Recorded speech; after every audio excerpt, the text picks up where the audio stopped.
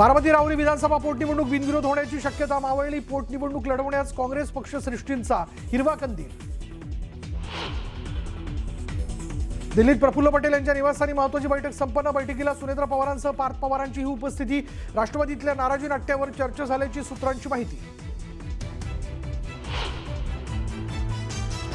घरात खूप कॅश यायची सर्व डॅडला माहिती। भोंदू अशोक खरात प्रकरणात हर्षवर्धन खरातचा एसआयटी चौकशीत मोठा खुलासा। बीडमधील मारहाण प्रकरणातील आरोपी सतीश भोसले उर्फ खोक्याची निर्दोष मुक्तता। मारहाणीचा व्हिडिओ व्हायरल झाल्यानंतर झाली होती अटक।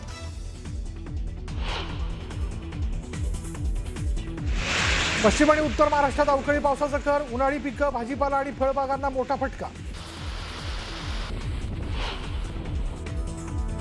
सोलापूरच्या माढ्यात ओबीसी नेते लक्ष्मण हाके यांचं ठिय्या आंदोलन। महापुरुषांच्या पुतळ्या प्रकरणी हाके आक्रमक। पुतळा शासकीय जागेवर स्थलांतरित करण्याची मागणी।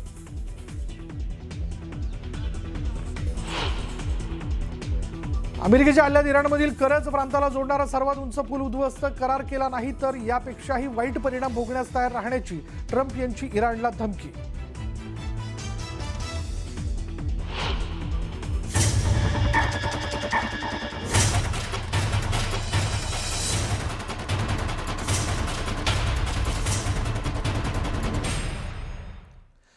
एका महत्त्वाच्या बातमीने सुरुवात करूयात। अंजनगाव खेलोबा इथे तणाव वाढताना दिसतोय। दोन्ही समाज पुन्हा एकदा आमने-सामने येताना दिसतात। घोषणाबाजी आणि त्यातून होणाऱ्या शिवीगाळाच्या प्रकरणामुळे दोन्ही समाज आमने-सामने येण्यासाठी बॅरिकेड्स तोडण्याचा देखील त्यांनी प्रयत्न केला आहे आणि यामध्ये थेट लक्ष्मण हाके यांनी देखील बॅरिकेड तोडण्याचा प्रयत्न केला। दोन्हीकडे समाज आक्रमक होत असताना पोलीस अधीक्षक अतुल कुलकर्णी हे घटनास्थळी दाखल झाले असून परिस्थिती नियंत्रणात आणण्याचा प्रयत्न होतोय। मात्र यावेळी पोलिसांच्या दोन्ही बाजूकडील मोठ्या बंदोबस्तामुळे परिस्थिती नियंत्रणात आणण्याचे प्रयत्न सुरू आहेत। अंजनगाव खेलोबा इथं तणावाची परिस्थिती आहे। दोन्ही गट पुन्हा आमने-सामनेले आहेत। जो नियोजित पुतळा आहे तो शासकीय जागेत स्थलांतरित करण्यात यावा यावरती लक्ष्मण हाके यांचा गट किंवा समूह हा ठाम असल्याचं आपण बघतोय आणि त्याला मात्र मराठा बांधवांनी मोठ्या प्रमाणात विरोध केल्याचं आपण पाहतोय आणि पुन्हा एकदा दोन गट आमने-सामने आल्यामुळे तणावाची परिस्थिती निर्माण झाली। शिवीगाळ करण्यात आली, घोषणाबाजी करण्यात येते आणि या सगळ्या परिस्थितीला आवरण्याकरता किंवा काही विपरीत घडू नये, अनुचित घडू नये म्हणून आता पोलिसांनी बंदोबस्त आणखीन वाढवलेला आहे। दोन्ही बाजूच्या नेत्यांना, दोन्ही बाजूच्या प्रमुखांना जे ते समजवलं जात आहे त्यांना त्याबद्दलच्या सूचना दिल्या जातात की शांत राहा म्हणून। पण आता नेमकी काय परिस्थिती, काय अपडेट आहे आपण जाणून घेणार आहोत। आमचे प्रतिनिधी वीरेंद्र उत्पात आपल्या बरोबर आहेत। वीरेंद्र, काय माहिती? स्वतः जिल्हा प्रमुख अतुल कुलकर्णी इथं या ठिकाणावर दाखल झालेले आहेत काही वेळापूर्वी आणि आता चर्चा चालू आहे। दोन गटामध्ये चर्चा घडवण्याचा त्यांचा प्रयत्न चाललेला आहे जेणेकरून सामाजिक समतोल राखला जावा आणि त्याच्यातून एक सकारात्मक दृष्टिकोनातून हा विषय संपवावा असा प्रयत्न आहे। चर्चा चालू आहे। मात्र दोन्हीही गट जे आहेत त्याच्यामधले कार्यकर्ते आहेत ते आक्रमक आहेत। आपण बघू शकता की बॅरिकेड्सच्या पलीकडे जे आहेत ज्यांनी पुतळा बसवला होता ते आंदोलक आहेत आणि इथं जे लक्ष्मण हाके आहेत म्हणजे पुतळ्याला विरोध आहे अशी सगळे जे आंदोलक आहेत। आता काही नेत्यांमध्ये चर्चा ही चालू आहे मात्र अजून त्याच्यावर तोडगा निघाला का नाही हे आता सांगू शकत नसतो। तरी मात्र ही प्रोसेस तर चालू आहे। प्रशासन आपला प्रयत्न करत आहे की हे सामाजिक जो आहे तो समतोल दिसावा, राखावा आणि यातून सन्मानपूर्वक विचारपूर्वक आणि सकारात्मक तोडगा निघेल जेणेकरून इथून पुढे तरी तणाव होणार नाही। मात्र अजून परिस्थिती जैसे ती आहे आणि थोडं बघावं लागणार आहे की दोन्ही गटाचं म्हणणं काय आणि त्याच्यातून वस्तुस्थितीला धरून सकारात्मक काय पर्याय निघतोय ही बघण्याची गोष्ट असणार विशाल। पण आता दोन्ही बाजूचे एक गट आमने-सामने आल्यानंतर एक आक्रमक वातावरण त्या ठिकाणी तयार झालेलं होतं। घोषणाबाजी देण्यात आली, शिवीगाळ करण्यात आली वीरेंद्र। पण या सगळ्याच्यात पोलीस बंदोबस्त देखील दुपटीने वाढवण्यात आलेला आहे का? हा, पोलीस बंदोबस्त वाढवलेला आहे आणि स्वतः जिल्हा पोलीस प्रमुखपणे इथं दाखल झालेले आहेत जेणेकरून आजचा दिवस हा महत्त्वाचा आहे कारण की जो त्याच्यामध्ये तोडगा काल वाटत होतं की जमिनीची मोजणी करून जी जमीन खेलोबा देवस्थानची आहे का या ह्याच्यामध्ये हे त्याच्यामधून सिद्ध होणार होतं.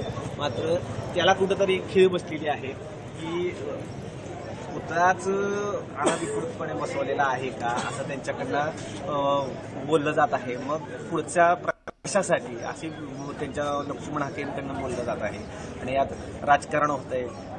स्वतः त्यांनी आमदार अभिजित पाटील यांच्यावर पण ठपका ठेवला की त्यांनी स्वतः लोकप्रतिनिधी असताना ह्याच्यामध्ये दुजाभाव केला आहे आणि ती चर्चा आता मात्र कदाचित सकारात्मक होऊ शकते. कारण की प्रशासन तर पूर्णपणे आलेलं आहे आणि चर्चा घडवण्याचा प्रयत्न चालू आहे. कारण की परवा दिवशी थेट दगडफेक वगैरे झाली होती.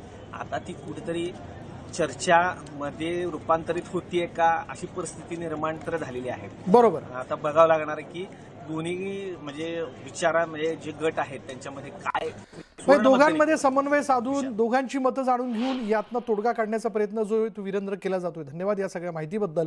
पण अंजनगाव खेलोबा इथून लक्ष्मण हाके यांना पोलिसांनी सोलापूर जिल्ह्याच्या बाहेर सोडावं, अन्यथा उद्या महाराष्ट्रातील मराठा समाज आणि मराठा क्रांती मोर्चाचे राज्यातील सर्व समन्वयक एकत्रित अंजनगावात येतील असा इशारा मराठा क्रांती मोर्चाकडून देण्यात आला.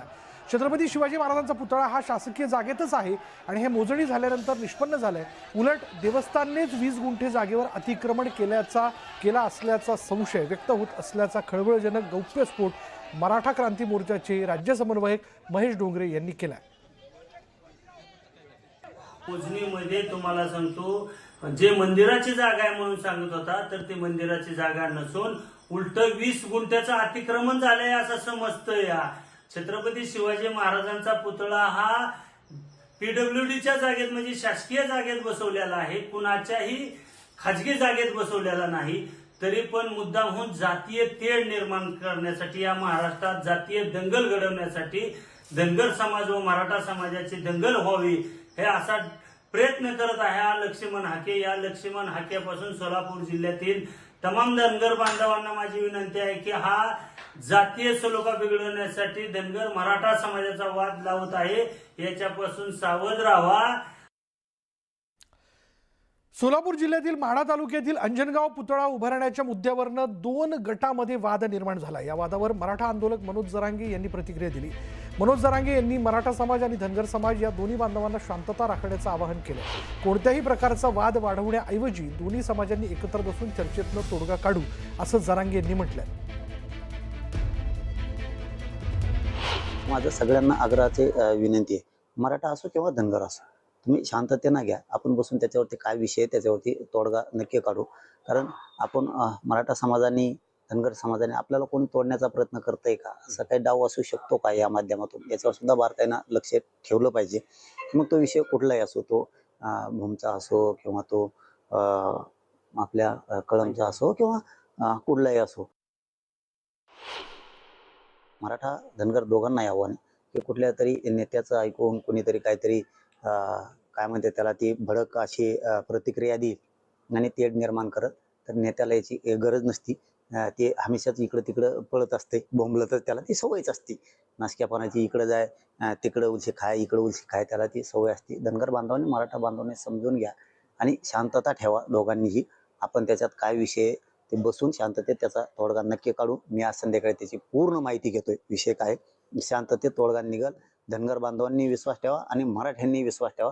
फक्त शांततेत घ्या. वाद होईल अशा ठिकाणी किमान आपण शांततेने घेतलं पाहिजे.